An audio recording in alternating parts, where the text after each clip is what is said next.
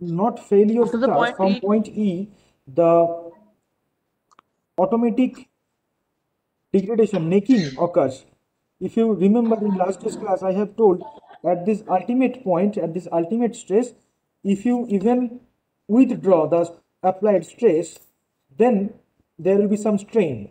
After some strain, at the next point, the breaking will occur or the failure will occur.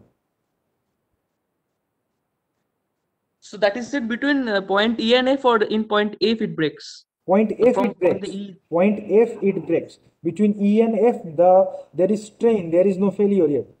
Failure will occur, of course, whenever the applied stress passes the E value, ultimate stress value. Then failure will happen. That is certain. But failure occur at point F. From E to F, there will be automatic strain. Okay, sir. Okay, sir. So strain hardening occurs in which region? It happens. It starts from C and happens during the curve, and after a few portion of D, it will continue.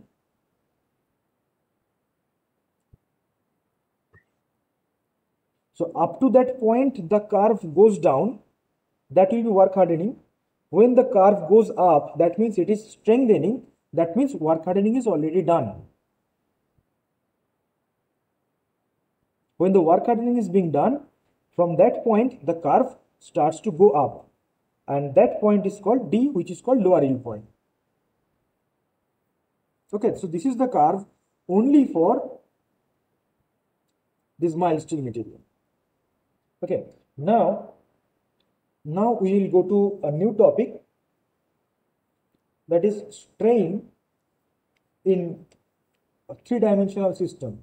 Okay, strain we have discussed in one dimension, that was delta L by L. We already discussed that on previous classes. Now in today's class, today is 8th of April 2021. Now, in previous class, we have discussed strain in one direction, that is only by length.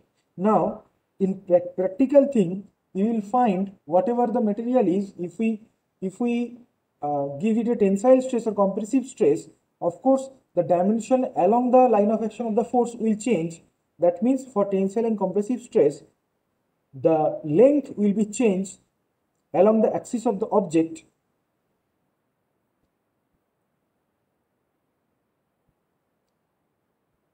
If this is your object, you apply tensile force P on this object, and as a result,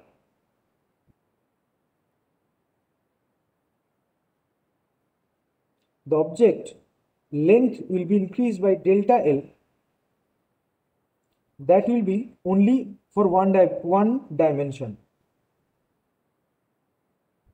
Now, whenever we talk about 2 dimension or 3 dimension, if we Sir, learn, can you put the copy little bit up? yeah, sure.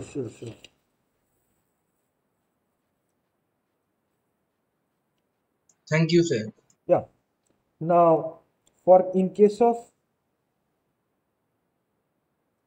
3 dimension, if we learn 3 dimension, we can of course find out what will happen in case of 2 dimension. Now, so in 3 dimension, the length will be changed, and as well as you will find if the cross section was previously, this is breadth and this is width, or say this is breadth, this is depth. Okay, this is the cross section. Now, when the length getting increased, the cross section will be decreased. So the new cross section will be, it will be elongated, but the cross section will be smaller, and let this new breadth is B minus delta D, and this new depth will be D minus delta D. Is the scenario clear to everyone? If we pull something up, length will increase, and their cross section will decrease, breadth and depth will be decreased. So this strain along the line of action of the force is called longitudinal strain, that will be delta L by L. In case of cross section in direction perpendicular to the Sir, please wait, sir. Please wait, sir.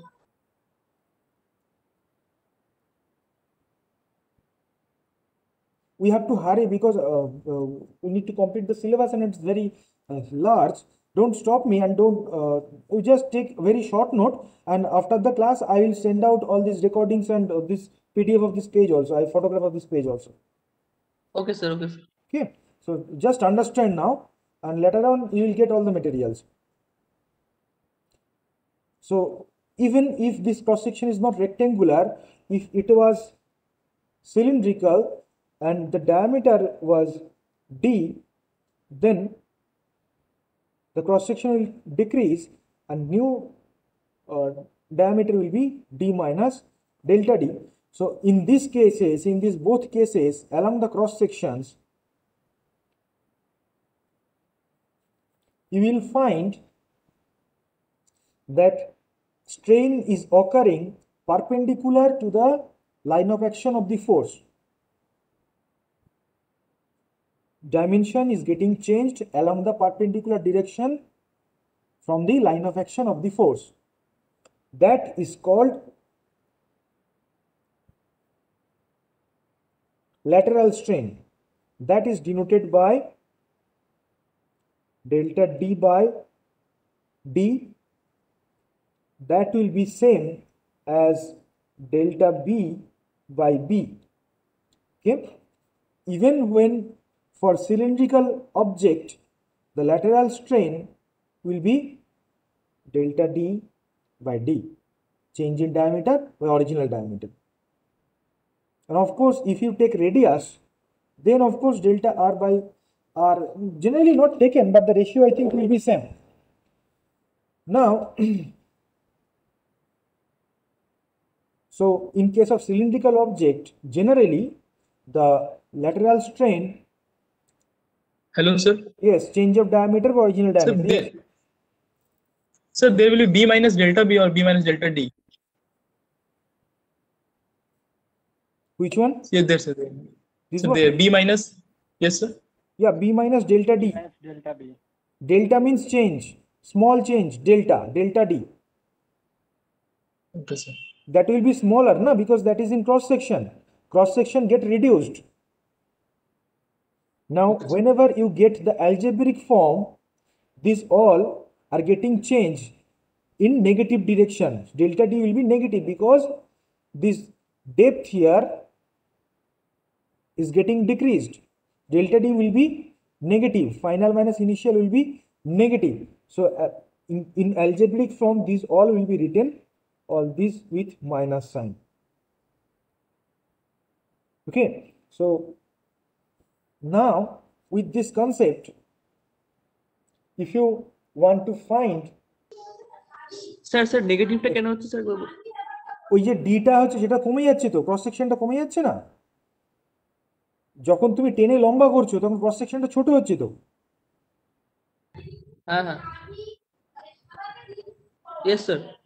Okay, that's why it is negative, because it is getting reduced, length getting increased but cross section getting reduced, and this breadth and depth also getting reduced. That's why delta D will be minus, and this is why the lateral strain will be negative and it will be written as minus delta D by D. Similarly, if we apply compressive force instead of tensile force, then dimension will be decreased in longitudinal direction, then longitudinal strain will be negative but the cross section will be increasing, so lateral strain will be positive. Okay, so depending on the nature of the force, this strain will be either positive or negative. So now this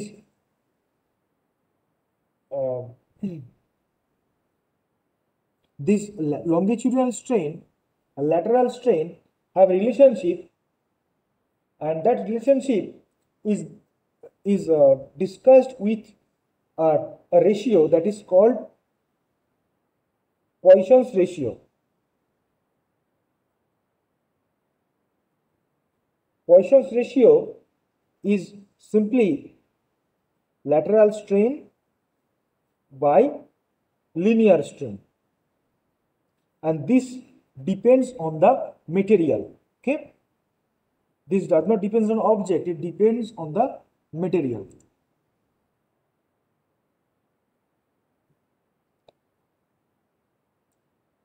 Roll number 3, roll number 11, roll number 61. Your names are in not proper format. In WebEx, you have to do 7-digit class roll number, then your name. We have already discussed this. To get attendance, please change your name format in WebEx account.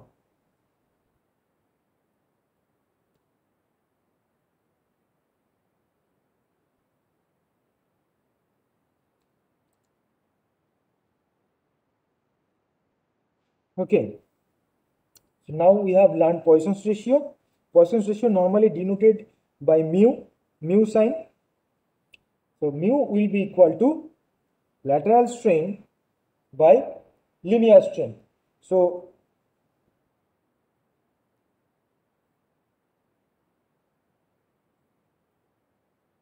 from this, if the material is known, then material property can be known, the Poisson's ratio can be known, and if we find out linear strain, we can find out the lateral strain, or vice versa. So when you put the values,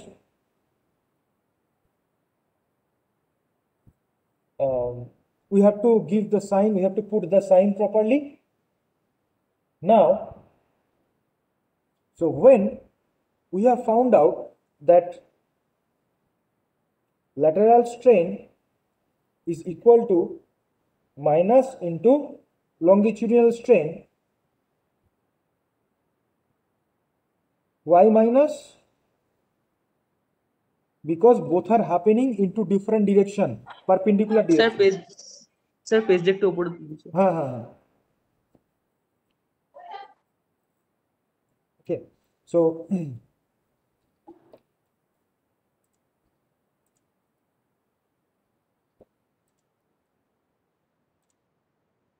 okay, so now from this formula we can find out that if we pull any object or push any object, then what will be the change in dimension in a perpendicular direction with the line of action of the force. Okay, so we will remember it, we will remember the formula. Now for any two-dimensional object, if this is the cross section, and if both these objects are having stressed in x direction by the stress value sigma 1, and simultaneously in perpendicular direction or vertical direction it gets stressed by sigma 2, then along x direction or along direction 1 1, the strain will be, because of the sigma 1, how much? The sigma 1 by E, as we have learned in earlier classes, sigma equal to E into epsilon, stress equal to E into strain. So this is the linear strain due to sigma 1, and as well as because of the sigma 2 there will be some lateral strain. The value of lateral strain will be minus mu into longitudinal strain. So longitudinal strain due to the other stress, so it will be minus mu into sigma 2 by E. if the elastic modulus of that material along these two directions are same. Elastic modulus when in all the directions are same,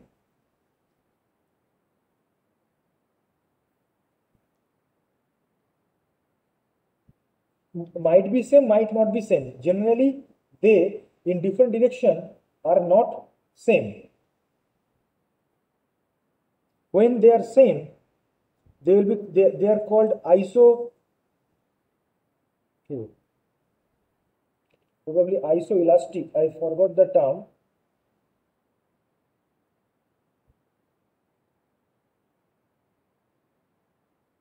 Sir, the copy little bit up.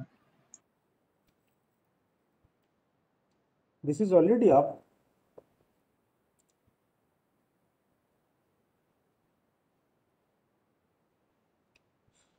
Okay, so is that relationship clear?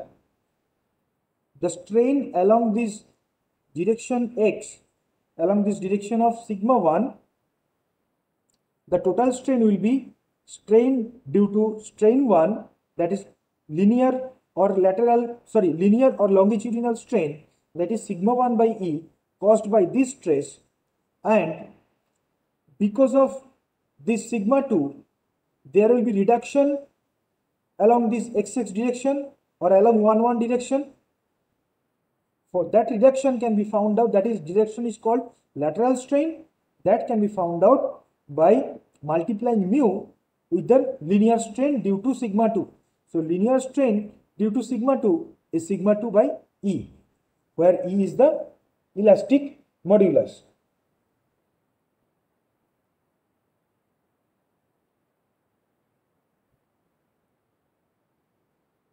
Is it clear up to this point? Yes, sir.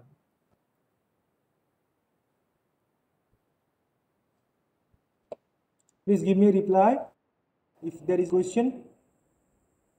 Otherwise, we'll Yes, sir, go to clear, the sir. Cylindrical body, what is the lateral strain and what is the longitudinal strain that you have shown in the figure? please come again. So in case of cylindrical body, what is the lateral strain and what is the longitudinal strain? Okay, good question. I'll answer it with a diagram.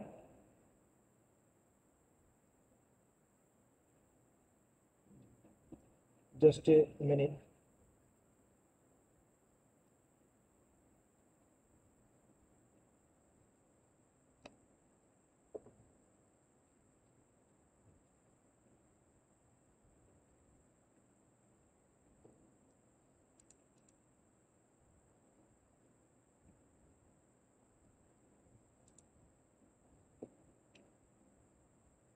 Okay, elastic modulus is same in every direction, is called isotropic material. Okay, isotropic material. The term is isotropic. Now, the question was if the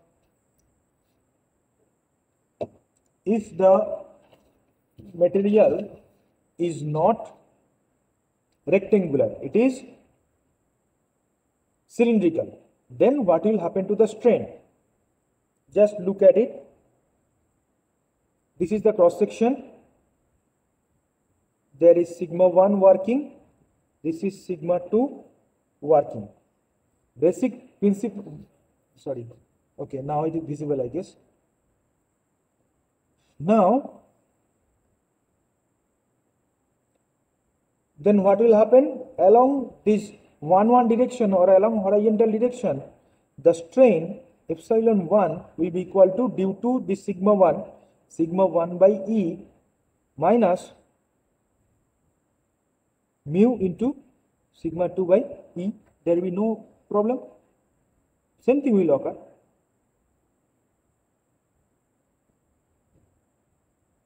Okay, is it clear? Linear and longitudinal are same. That is also a good question.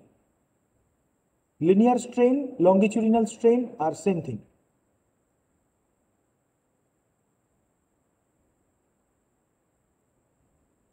Okay, so now let us go to our next topic.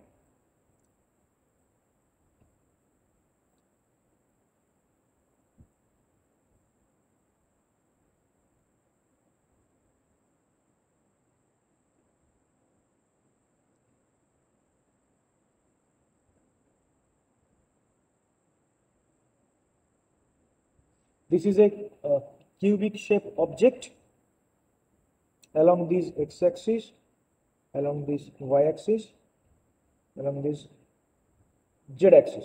Okay. Now, in this three-dimensional body, this is subjecting to three mutually perpendicular stresses working along x direction sigma 1, along y direction sigma 2, and along this z direction, it is called sigma 3. Now, what will be the strain in three different directions? Look at the figure. Tell me what will be the strain along x direction. Give it a try.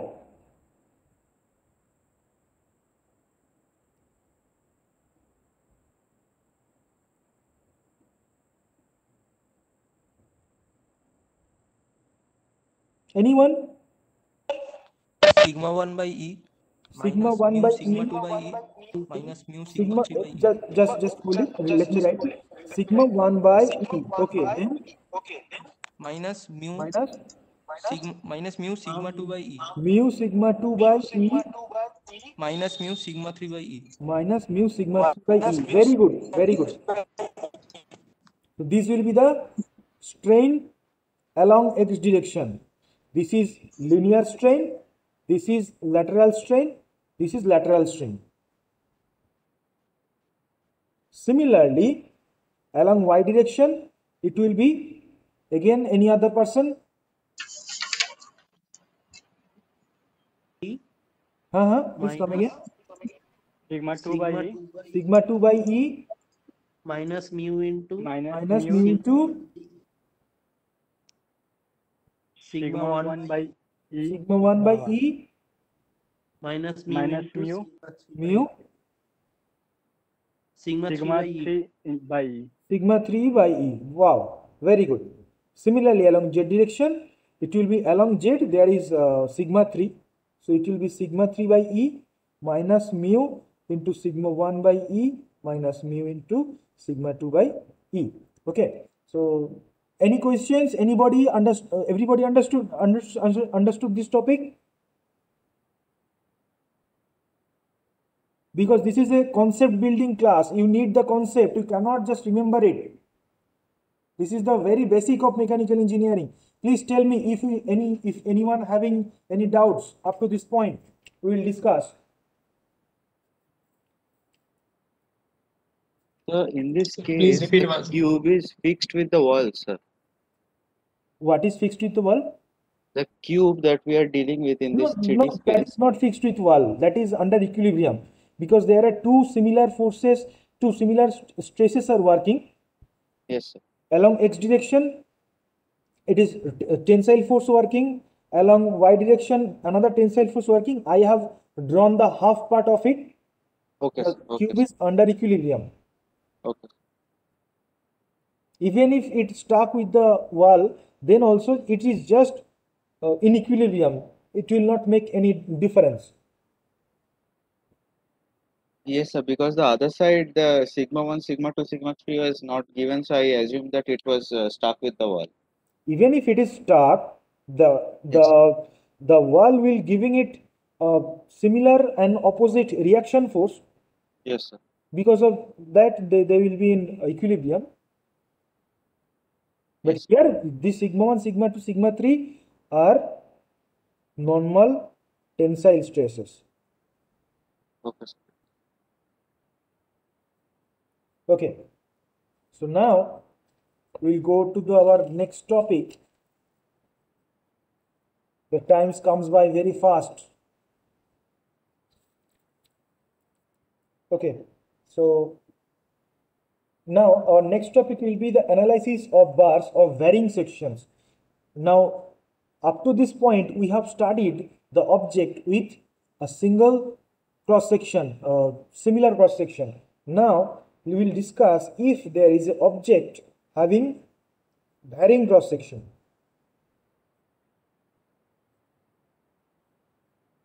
An object like this under tensile force, where section 1 having area, cross sectional area A1, this is A2, this is A3.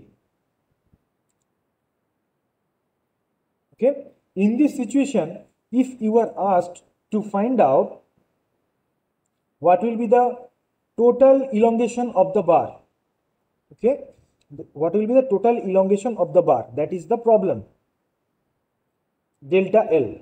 Okay, so this is having L length L1, length L2, and this is length L3. Okay, then the question is what will be the total elongation of the bar. In that case, you will find all these three sections are under tensile stress or tensile load of P. Now, if the load is P, the stresses in these A1, A2, A3, three different cross section will be different. So stress at section 1, if called sigma 1, it will be P by A1, sigma 2 equal to P by A2, and sigma 3 equal to P by A3. Why this can be done? Because this whole thing under P, under tensile load P, so we can divide these three sections in equilibrium as such. In each section, there will be equal and opposite, this is A2, equal and opposite tensile stresses, tensile forces. Stresses are different, but loads are same. What we are doing here is breaking up three different sections, and when you break it up, then you look on the left hand side of the section 1, there is P force. So to keep it in equilibrium, on the right hand side, of course, there will be another force which will be similar to P. Then only it will be in equilibrium, and then stress will be P by A1. Now, similarly, to balance this P, there will be this and this junction are basically same junction, this junction and this junction basically same area. So to here, so that means there is a P we have found out, this one. Now to neutralize this P, there is again another P in opposite direction. That P is drawn here on section 2, and as a result, to balance it, there will be opposite, same equal and opposite force P on this junction. So this is also under force P, and as a result, the stress will be P by A2. Similarly, to balance this one, here will be another force P. To balance this P, there will be, and here is P. To balance this, there will be again another P. So this will be also under P, and the stress will be P by A3. So we are breaking one complete object into three different sections and keeping the forces as balanced. Now, otherwise they will not be in equilibrium and the object will be moving. If in both sides the force is not same, then the object will be moving. So the net resultant force along leftward and the total resultant force along rightward should be same magnitude, otherwise the object will be moving. And if the object moves, no stress will be generated on the object. But the object is in equilibrium, the object cannot move, so that's why the stresses are generated inside the object. Now, in that case, the delta L1, which will be the elongation of section 1, the formula was PL by AE. So here you put L1 and A1. For the part 2, section 2, you just put L2 and A2.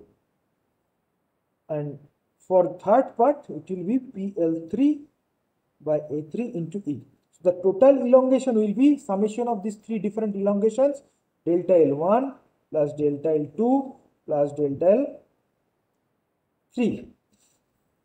Okay, so the total elongation will be summation of these three different elongations. Now, if in this case these three sections have been made in three different materials, then their E will be different, and in that case it will be E1, it will be E2, it will be E3, and then we will add them up. Is the concept clear to you?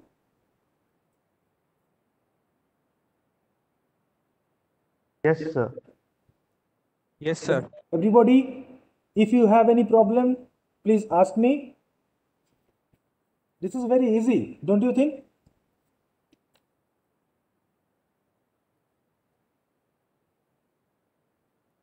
But whenever you lose focus and you go on studying on your own, you will find this very difficult study.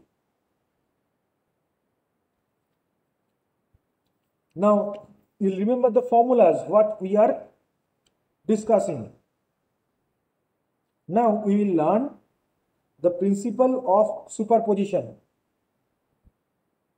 Okay, we have already 2:48, so we will not start this topic today because we have lost a lot of time